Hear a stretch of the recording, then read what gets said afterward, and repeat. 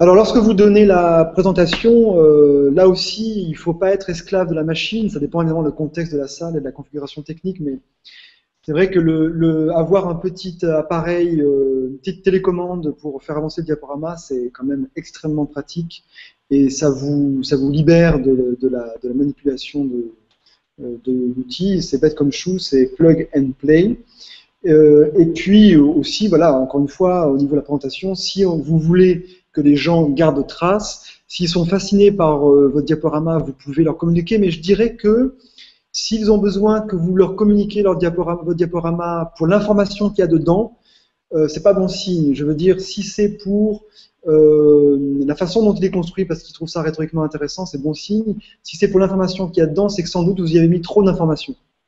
Et donc ça va vous jouer des tours. Et donc il vaut mieux préparer un document annexe de notes destiné à être mis après. Par rapport à ça, souvent quand on fait des présentations, moi j'ai mon idée, mon image, et je mets un lien sous l'idée, sous l'image, en disant voilà, si vous voulez creuser par après, dans le diaporama, il y a les liens sur d'autres pistes, sur des réflexions ultérieures, sur des images ou des arguments supplémentaires.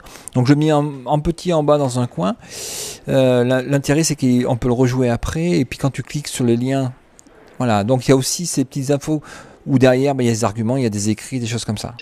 Alors une fonction, alors là ce qu'on peut faire par contre, c'est utiliser évidemment les notes de l'intervenant. La fonction note de l'intervenant, tu peux placer pas mal de liens ici. Et quand tu téléverses sur upload, quand tu téléverses sur SlideShare, ces notes de l'intervenant seront, je crois bien, retranscrites ensuite. Ou tu peux aussi faire, je pense que tous les logiciels de diaporama offrent cette fonction. Tu peux ignorer des diapositives, tu sais, ignorer des diapositives durant la présentation. Et les proposer dans la version que tu téléverseras sur SlideShare. D'accord, donc à ce moment-là, on va faire dans le même document une version live et une version en ligne. Donc ça c'est très bien parce que moi j'ai des choses que je me mets en attente ou peut-être utilisables ou quoi, un peu du brol comme on dit en Belgique. Et ben tu cliques, je pense que moi je travaille sur Keynote, mais je suppose que sur PowerPoint il y a aussi cette fonction-là. Ignorer les diapositives. Elle ne sera pas projetée. Par contre, elle est incluse dans le diaporama. Et quand tu uploads le diaporama, je pense qu'il faut dire que tu n'ignores plus. Je pense qu'il faut faire ça exactement. Et dans cette diapositive, tu peux mettre des liens et toutes sortes d'autres choses, bien sûr. Ouais.